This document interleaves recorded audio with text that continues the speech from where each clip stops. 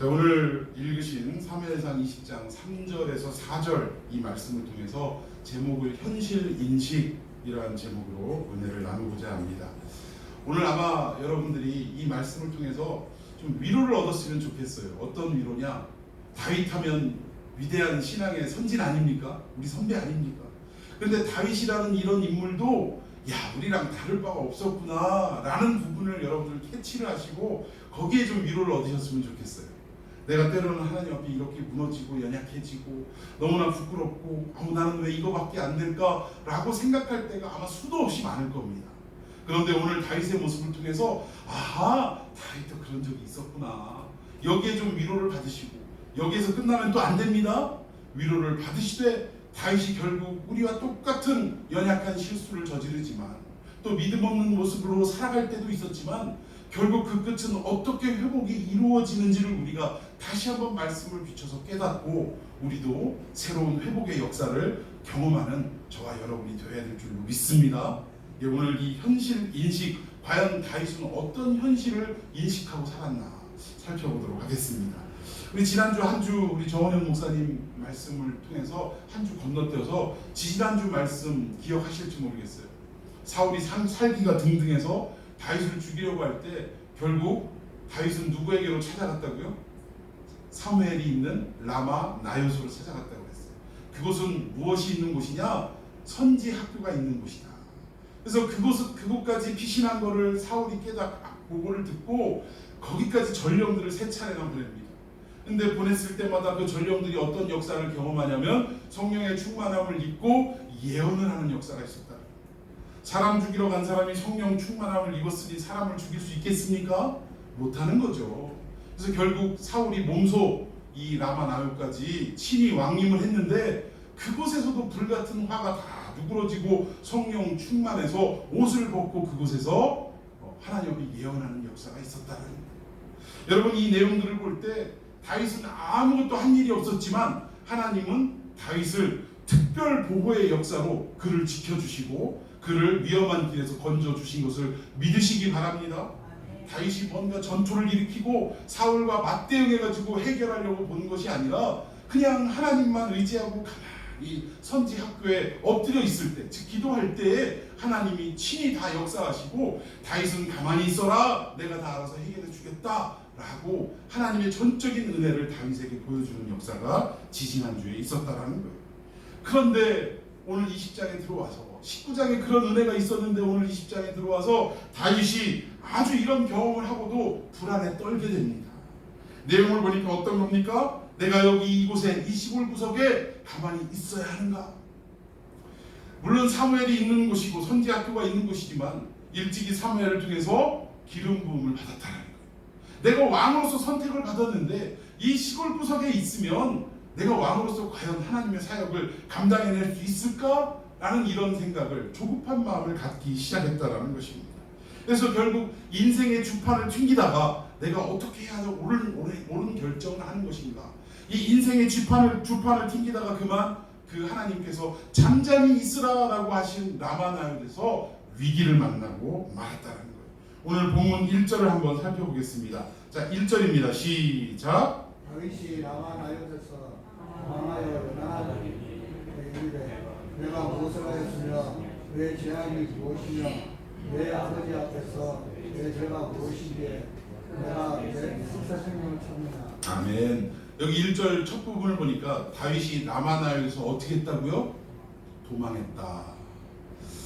가만히 라마나요에서 하나님의 은혜를 경험하고 엎드리고 하나님의 때와 섭리를 기다려야 할 다윗이 그만 그 때를 기다리지 못하고 도망을 쳤다라고 성경은 말씀하고 있습니다.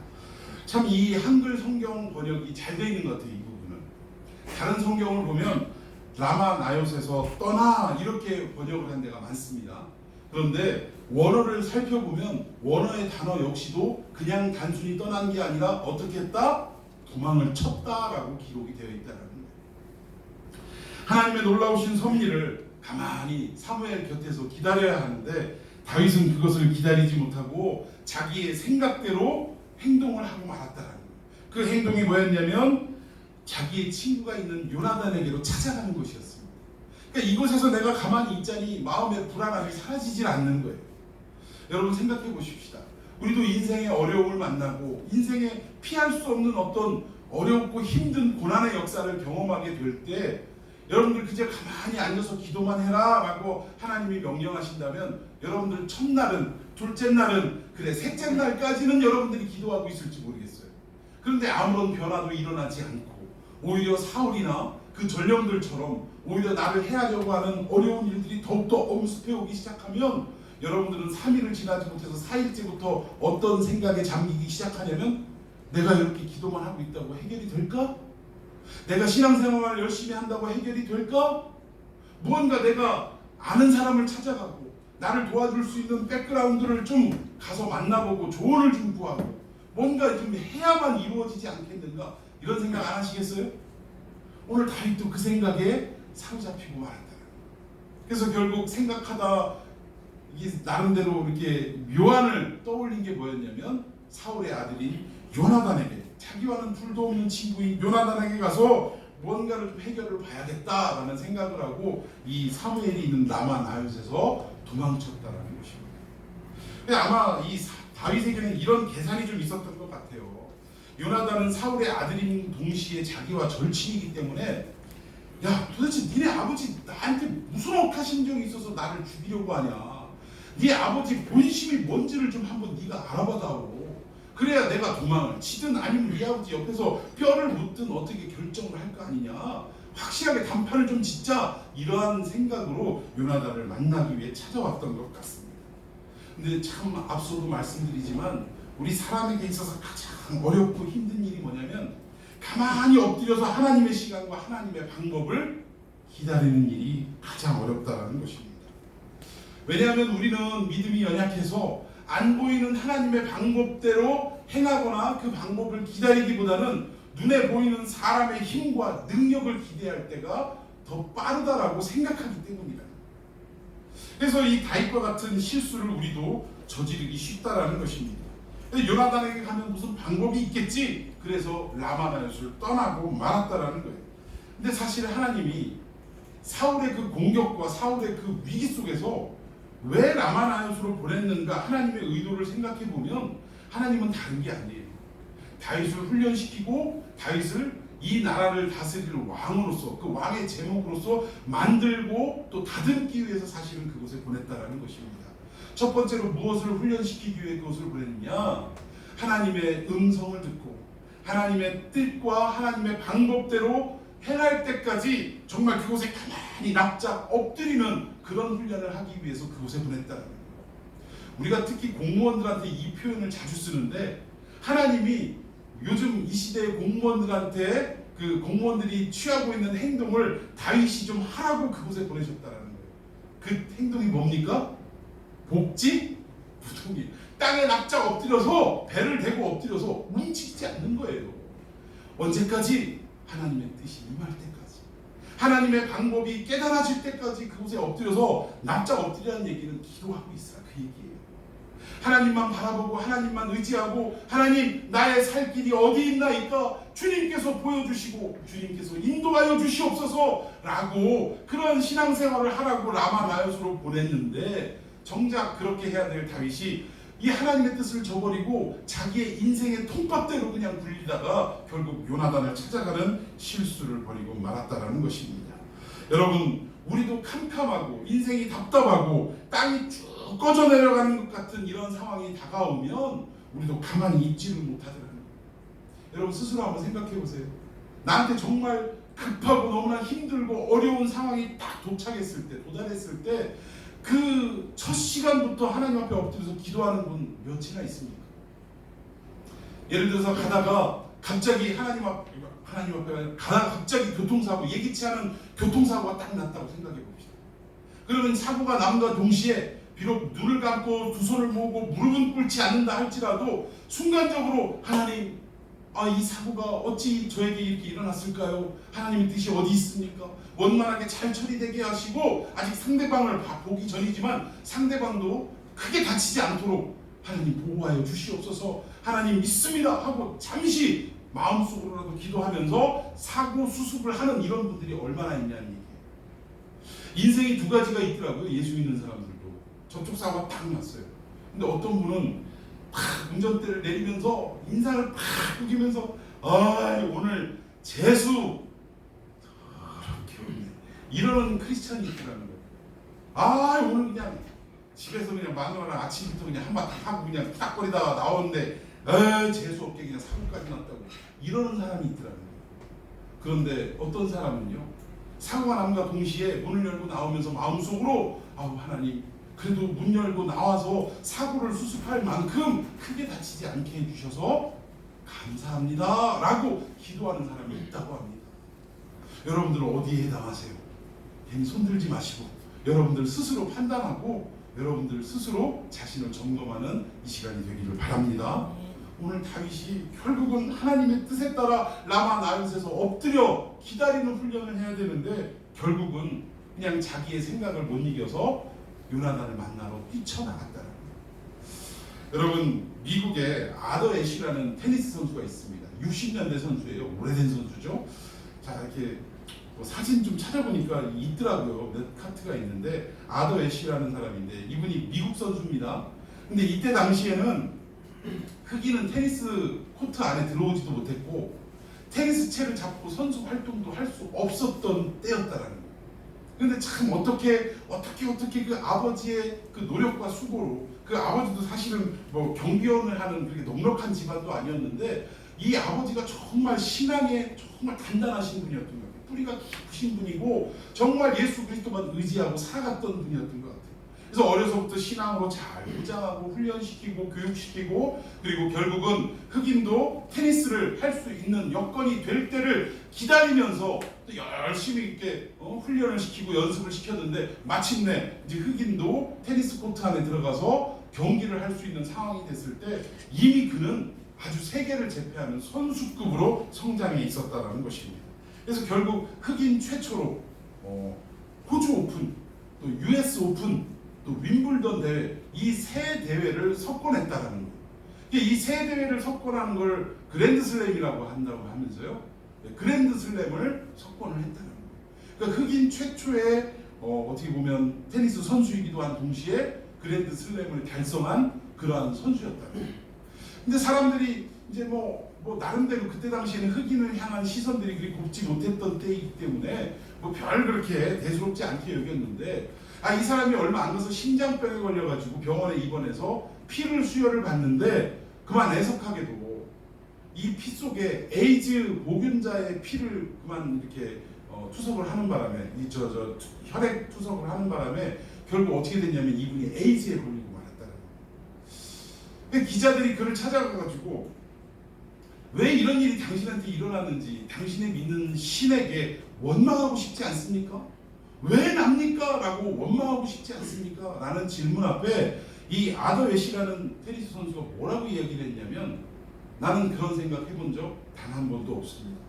왜냐하면 내가 그 흑인들이 테니스를 할 수 없는 그 시대에도 테니스를 열심히 훈련하다가 결국 테니스를 할 수 있는 상황 속에서 윈블던을 그러니까 그랜드슬램을 달성하게 했을 때도 왜 내가 그랜드슬램을 달성할 수 있습니까? 라고 묻지 않았다 이거예요. 그러니까 좋은 일에도 하나님 이게 왜 납니까? 라고 묻지 않았던 것처럼 이 어려운 일이 닥쳤을 때도 이게 왜 하필이면 납니까? 라고 원망하거나 하나님께 물은 적이 없다라고 대답을 했다라는 것입니다. 참 이런 걸 보면 대단한 것 같아요.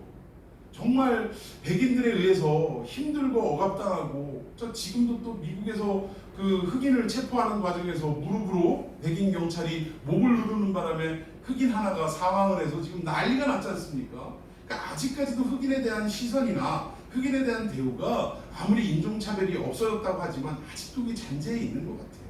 근데 그 시대는 오죽했겠냐 이 말입니다. 60년대 이때는 흑인은 아직 인간 취급도 못 받을 그런 때 아닙니까? 근데 그런 때 하나님이 이렇게 높이 세워주실 때 왜 납니까? 라고 반문하지 않았던 것처럼 지금 죽을 병에 걸려서 에이즈 그때 치료도 못하고 그럴 때였어요. 그러니까 지금 죽을 병에 걸려있는 이 어려운 상황 속에 처해 있지만 왜 하필이면 이게 납니까? 라고 원망 섞인 질문도 하지 않는다라고 이야기를 했다는 거예요. 저는 오늘 이 시대의 아더 애쉬 같은 이러한 신앙이 우리들의 신앙이 되어야 할 줄로 믿습니다.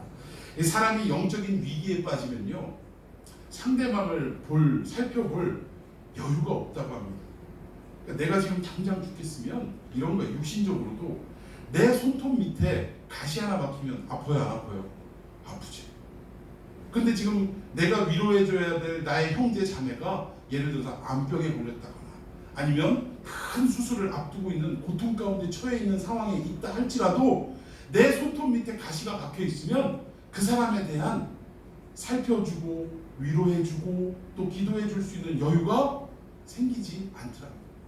아우, 나 지금 손톱 밑에 이 가시 때문에 아파 죽겠다고 그냥 아주 그냥 잠도 못 자겠고 아주 그냥 어떻게 해야 될지를 모르겠다. 온통 상대방을 두고 자기 얘기만 하더라고요. 내 얘기만 하는 거예요. 내 얘기만. 나 이래서 죽겠고 나 저래서 힘들고 나 저래서 괴롭고 어떻게 해야 될지를 모르겠다. 가끔 저도 그래요. 목회하는데 동료 목사님들, 근데 물론 교회가 좀 어느 정도 성장이 돼서 여유가 있는 목사님도 있지만 대부분 개척교회 목사님들을 또 만나서 이야기하다 보면 속상할 때가 있어요. 똑같이 어렵긴 어렵지만 대부분 보면 이렇게 객관적인 기준으로 보면 저보다 더 어려운 목사님도 있고 저보다 조금 더 형편이 나은 목사님도 분명히 있습니다. 그런데 만나서 이야기할 때 저보다 형편이 조금 더 아니고 상당히 좋게 이렇게 좀 누리고 사는 목사님인데 당신은 당신 스스로의 삶을 그냥 만족하지 못하고 살아가서 그러는 것 같아요. 맨날 뭐가 힘들고 아주 그냥 죽겠고 말이지, 뭐가 그냥 아주 괴롭고 너무나 없고 뭐 이게 불편한 얘기만 계속 하시더라고요. 그런 얘기를 가만히 듣고 있다 보면 야, 내가 그 정도의 형편만 돼도 나는 할렐루야 찬송을 부르며 살 텐데 라는 분들이 그런 얘기를 할 때가 있더라고요. 이게 왜 그렇습니까? 그분들이 왜 저한테 어려움을 막 토로하냐면 지금 자기보다도 더 어려운 개척교회 목사의 형편을 돌아보고 살펴볼 여유가 그 마음에 없기 때문에 그렇더라는 거예요. 그러니까 오직 납니다. 재미있는 걸 보면 참 이 고통 속에 처해 있는 사람들은 전부 다 나. 이 옛날 그 채연이라는 가수가 뭐 이런 노래 부르지 않았나요? 나 오직 나야 나. 이 나나나송이 아마 이 다이 때부터 나온 게 아닌가 싶습니다. 예? 왜 상대방을 살펴볼 여유도 없고 오직 왜 나만 이 고통이고 왜 나만 죽어야 되고 왜 나만 이 어려움을 겪어야 되는가 온통 여기에 사로잡혀 있는 그러한 다윗의 모습을 볼 수 있더라는 거예요. 그리고 요나단과의 대화를 보면 지금 몹시 다윗이 흥분한 상태임을 우리가 알 수 있습니다. 네 아버지가 도대체 뭐 때문에 나를 이렇게 괴롭히고 죽이려고 하는 거냐? 막 흥분을 해가지고 막 이야기를 하는데 여러분 사탄은요 우리 믿는 사람 안에서도 어떤 사람을 주로 공략 대상으로 삼냐면 분노하는 사람을 공략 대상으로 삼는다는 것입니다.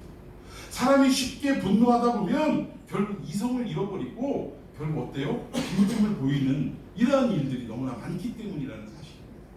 오늘 이 다윗도 지금 막 흥분한 상태예요. 오히려 누가 더 차분하냐? 요나단이 더 차분한 것을 우리가 볼 수 있더라는 것입니다. 그래서 우리가 참 여러분들처럼 요나단이 참 차분한 이유가 뭐냐면 이렇게 설교를 땀 흘리면서 이렇게 해도 여러분들 얼마나 차분하게 아멘도 안 하고 그러십니까? 예?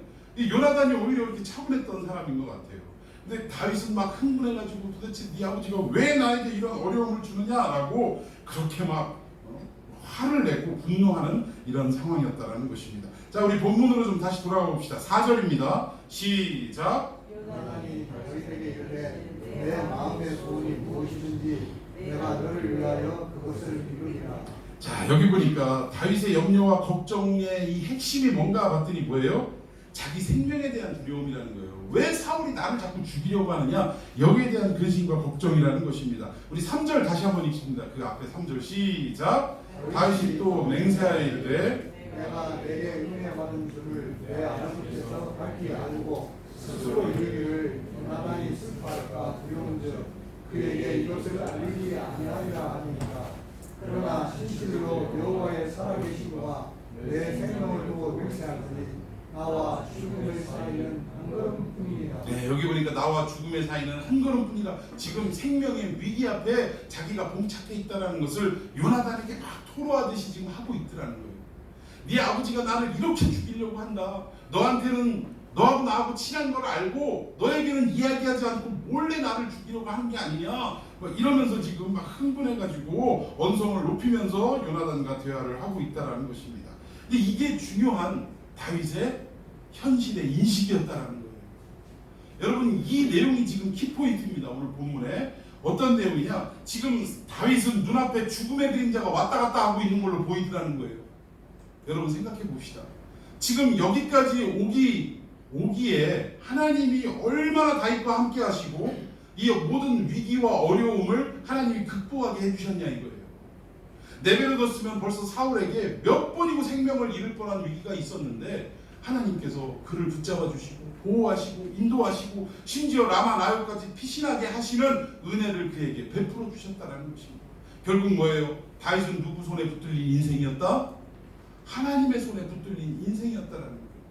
그러면 여러분 걱정할 게 있습니까? 없습니까? 없는 거예요. 여기까지 나를 인도하신 하나님이 앞으로도 나를 인도하실 것이라는 믿음이 있다면 두려워 떨릴 일조차 없다라는 것입니다. 그런데 지금 다윗의 현실을 인식하고 있는 시각을 보니까 지금 눈앞에 어둠의 그림자, 죽음의 그림자가 어른어른거리고 있다라고 지금 이야기를 하고 있더라는 것입니다. 여러분, 다윗에게는 볼 수 없었던 영적인 연약함이 지금 보이기 시작하는 거예요. 여러분, 얼마 전만 해도 목동 시절에 돌과 작대기를 가지고 사자를 때려눕히고 곰의 입에서 양을 빼앗아 오는 이 능력의 다윗이 지금 이 고백을 하고 있더라고요. 나 지금 죽을 지경이야. 나 지금 죽겠어. 언제 죽을지 몰라. 이런 얘기를 하고 있더라고요. 불과 얼마 전에 이 거대한 골리앗과의 전투에서 물맷돌 5개를 가지고 가서 그냥 단 한 방에 승리했던, 그래서 골리앗의 칼을 빼어서 그의 목을 베었던 이 다윗의 담대함을 찾아볼 수 없는 이 연약함이 고작 사울의 위협 앞에 지금 사시나무 떨듯이 지금 떨고 있더라는 것입니다. 여러분, 우리 인생에서도 이런 때가 있다라는 거예요. 우리가 비록 1년 전, 2년 전에는 성령의 충만함을 입고 은혜를 입고 날마다 교회에 와가지고 하나님 앞에 기도의 생활이 얼마나 기쁘고 즐겁든지 그렇게 해왔다라는 거예요.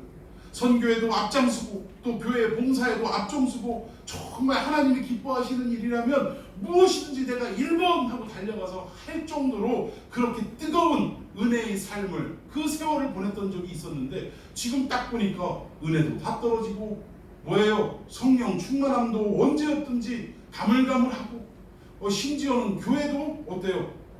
그 교회 빠지면 큰일 날 것처럼 생각을 했는데 한 번, 2번 빠지다 보니까 처음에는 막 마음에 어떻게 보면 이 죄책감도 들고 하나님이 이거 참 싫어하시는 거 아닐까? 이러다 지옥 가는 거 아닌가? 뭐 이런 생각까지도 들었다가 자꾸 2번, 3번 빠지다 보니까 어때요? 죄책감은 점점 사라져가고 어느 순간인가 내 마음에 교회에 안 나오는 게 그냥 아무렇지도 않게 느껴지더라는 것입니다. 오늘 지금 다윗이 지금 그 상황 속에 처해 있다라는 거예요. 하나님이 여태까지 나를 보호하시고 인도하셨는데 어느 순간인가 사울이 죽이겠다고 쫓아오는 이 으름장 앞에 사시나무 떨듯이 벌벌 떨면서 요나단에게 지금 나 살 길을 좀 네가 찾아줘야 되지 않겠냐라고 부탁하고 있는 모습을 발견하게 되더라는 것입니다. 여러분, 그래서 결국 이 요나단과 다윗 사이에는 약속이 이루어져요. 어떤 약속이냐? 그때 당시에는 매달 이 달이 바뀌게 되면 처음 1, 2, 3일은 월삭으로 하나님 앞에 제사를 드리게 됩니다. 왕이 월삭으로 제사를 드릴 때는 왕의 가족들은 물론이거니와 가까운 측근들은 다 모여서 함께 왕궁에서 제사를 드리는 때가 있었다는 거예요. 그런데 다윗은 지금 도망을 해가지고 이 제사에 참여할 수 있습니까? 없습니까? 없다라는 거예요. 근데 그때 사울이 야 다윗 어디 갔어? 라고 물어볼 때 베들레헴에 가서 자기 고향에 가서 지금 제사를 드리고 있습니다 라고 대답을 하면 이때 아니 왕이 주최하는 이 월삭에 참여도 안 해? 내가 가만 안 두겠다 라고 하면 자기는 도망갈 것이고, 만약 그래? 제사 거기서 드릴 수도 있지 라고 대수롭지 않게 넘어가면 내가 기회를 봐서 왕궁으로 들어오겠다 라고 서로 약속을 합니다. 근데 중요한 거는 이 소식을 누구를 통해 전해줄 거냐? 뭐 전화가 있어요, 뭐가 있어요, 아무것도 없잖아요. 그래서 그 약속이 뭐냐?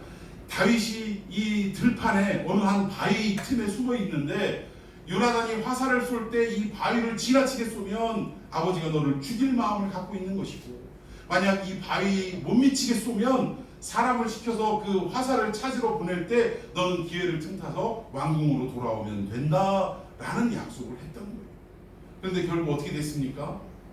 사울은 다윗을 죽일 생각을 드러냈고 요나단은 화살을 바위보다도 멀리 쏴서 결국 그때부터 떠돌이 신세가 시작되었다라는 거예요.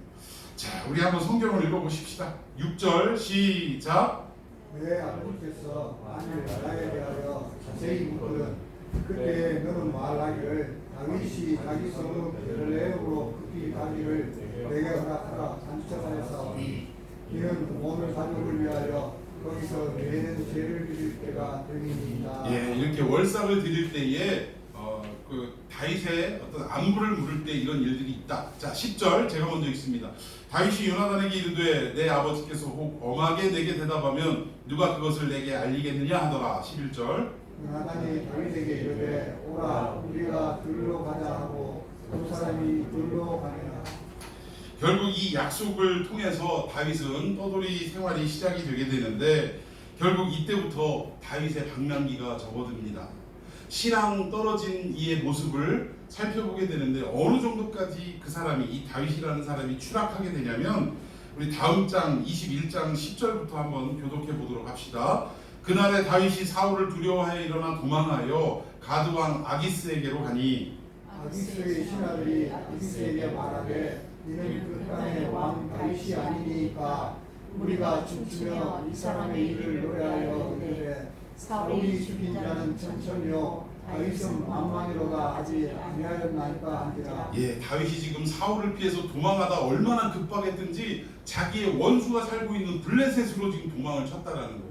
그런데 이 블레셋에서 아니나 다를까 이 블레셋 왕의 부하들이 뭐라고 하냐면 아니 이 사람 다윗 아니냐고, 그 백성들도 사울이 죽인 자는 천천히고 다윗이 죽인 자는 만만이라고 할 정도로 우리의 동족들을 죽인 사람이 다윗 아니냐라고 지금 이야기를 하는 것입니다. 자, 12절 제가 읽습니다. 다윗이 이 말을 그의 마음에 두고 가드왕 아기스를 심히 두려워하여 13절 그들 앞에서 그의 행동을 구현하여 질침체하고 대문짝에 정적거리며 침을 수염에 흘리네.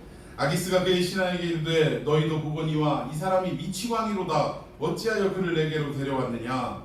내게 미치광이가 부족하여서 너희가 이자를 데려다가 내 앞에서 미친 짓을 하게 하느냐. 이자가 어찌 내 집에 들어오겠느냐 하니라. 아멘. 얼마나 다윗이 급했으면 그쪽으로 도망갔겠고 또 막상 부딪혔을 때 다윗을 알아보고 다윗을 이거 죽여야 되는 거 아니냐라고 웅성거릴 때 다윗이 급하게 취한 행동이 뭡니까? 미친 척을 하는 거예요. 수염에다 침 질질 흘리고 대문짝에다가 그적거린다고 이게 무언가 했더니 그냥 괜히 멀쩡한 남의 집 대문에 가가지고 글씨를 그 자꾸 쓰는 거예요. 그냥 이거 멀쩡한 사람이면 하겠습니까? 정신 나간 사람이나 이렇게 하죠. 그러니까 우리식으로 표현하자면 뭐예요? 괜히 머리에다 뭐 꼽는 거요? 꽃 한 송이 꼽고 머리카락 손가락으로 들들들들 말아가면서 특히 비 오는 날 돌아다니면서 막 중얼중얼 하는 거 있잖아요. 하늘에서 비가 내리고 어쩌고저쩌고 막 누구와 대화를 하는지 끊임없이 막 하는 그런 분들 있지 않습니까? 다윗이 지금 그렇게 행동을 하더라는 거예요. 그러니까 이게 경계의 대상이었던 다윗이 아예 무시의 대상으로 전락해버리고 맙니다. 아니 내 궁궐 안에 미친 사람을 어떻게 들일 수 있겠느냐, 이 정도로 평가를 받을 정도로 다윗이 참으로 비참하게 전락을 하고 말았다라는 거예요. 결국 이 상황 속에서 다윗이 깨닫고 나중에 시편에 34편에 이 내용을 고백을 합니다. 내가 여기도 피해보고 요나단에게도 피해보고 또 아기스 블레셋 왕에게도 피해보고 여기저기 도망을 다 쳐봤지만 나에게 영원한 안식처를 제공해 줄 곳은, 정말 안전한 피난처를 제공해 줄 곳은 있더라 없더라? 없다는 걸 그제서야 깨달은 거예요. 그리고 나서 나의 유일한 피난처는 오직 누구뿐이다?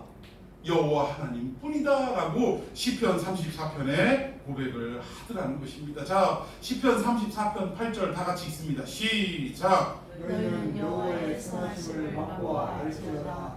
그에게 피하는 자는 복이 있도다. 할렐루야. 하나님께 피하는 자가 복이 있는 거예요.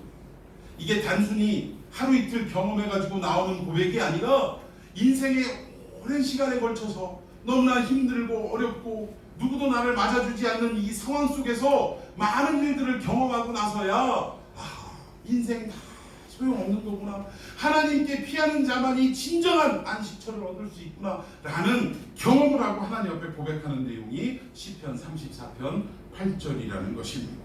여러분, 여호와께 피하는 것이 정답인 줄로 믿습니다. 여러분, 지금 같은 상황 속에 얼마나 어려움이 많이 있습니까? 직장에 어려움도 있죠. 인간관계에 어려움이 있죠. 가정에 어려움이 있죠. 청년들은 앞이 불투명합니다. 아니, 지금 직원을 뽑아야 어떻게 좀 희망이라도 같죠. 직원을 뽑지 않고 있는 직원도 1년간 무급휴직을 지금 권장하고 있대요. 1년 동안 뭐에 월급 안 줄 테니까 집에 가서 쉬어라. 1년 후에 내가 다시 불러줄게. 지금 이 얘기 아닙니까? 이런 상황 속에 새로운 직원을 뽑겠냐 이 얘기예요. 그러니까 4년 동안 열심히 대학 공부하고 그것만 바라보고 지금 열심히 살아왔는데 지금 길이 막혀버린 거예요. 끊어져 버린 거예요. 캄캄하게 그냥 어두움 가운데 지금 처해 있다라는 것입니다. 여러분, 이런 상황 속에 있을 때 우리의 피난처가 어디겠느냐 이거예요. 우리가 정말 가야 할 길이 어디겠냐 이 말입니다. 오늘 다윗의 고백처럼 너는 여호와의 선하심을 맛보아 알지어다. 여러분, 동의하십니까? 하나님만이 우리에게 기쁨과 즐거움과 영원한 안식을 주시는 하나님임을 우리는 맛봐야 된다. 맛본다는 말은 무슨 말이에요? 경험해 봐야 된다, 그 얘기입니다. 우리가 귀로만 듣고 말로만 들어서는 이게 무언지를 모르는 거예요. 여러분, 수박을 처음, 이게 여름철 수박 나오는 계절 아닙니까?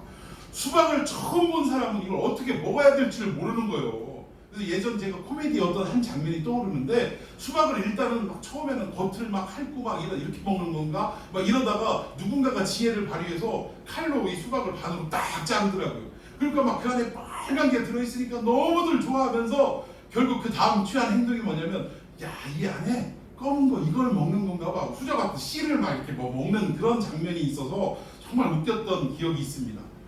먹어본 사람이 먹는 거예요. 여러분, 동의하십니까? 씨는 됐고 그 빨갛고 달게 여물어진 그 속살을 우리가 파먹을 때 얼마나 맛있냐. 수박을 경험하지 못하고 만져보지 못하고 맛보지 못한 사람은 알 수가 없는 겁니다. 저는 여러분들이 하나님께 피할 때 하나님만이 진정한 우리의 유일한 기쁨이고 우리의 소망이고 또 우리의 안식처가 되신다는 것을 여러분 한 사람 한 사람이 친히 경험하는 역사가 있기를 축원해 드리겠습니다. 그리고 나서야 하는 고백이 뭐예요? 그에게 피하는 자는 복이 있도다. 내가 피해 보니까 알겠더라, 그 말이에요. 지금 여러분들이 직접 경험하시고 이 어려운 코로나19 시대에 여러분들이 정말 어렵고 힘들고 답답하고 어디가 길인지조차 알지 못하는 이 상황 속에서 여러분들이 하나님을 의지하고 하나님께 피하는 일을 여러분들이 하셨을 때 그로부터 임하는 참된 기쁨과 즐거운 맛을 보시고 주변 사람들에게도 여호와께 피하는 것이 복이 있다라고 여러분들 전파할 수 있는 귀한 믿음의 역사가 있기를 예수님의 이름으로 축원해 드리겠습니다. 하나님이 이 일을 위하여 그냥 우리 보고 혼자 길 가라고 내버려 두시지 않아요. 아까 찬양한 것처럼 나의 갈 길 다가도록 누가 인도하시니? 예수 인도하시니. 여러분 믿습니까? 지금도 하나님은 여러분들의 길을 인도하시려고 다 준비하고 계세요. 문제는 여러분들이 그 인도자, 가이드를 바라보지 못하고 자꾸 어디가 길인지 혼자 지금 헤매이고 이리저리를 살펴보고 있기 때문에 문제라는 거예요. 여러분, 우리의 영원한 인생의 가이드가 되시는 길잡이가 되시는 예수님을 바라보고 그분의 손을 붙드는 역사가 있기를 축원해 드리겠습니다. 우리 함께 좀 찬양했으면 좋겠어요.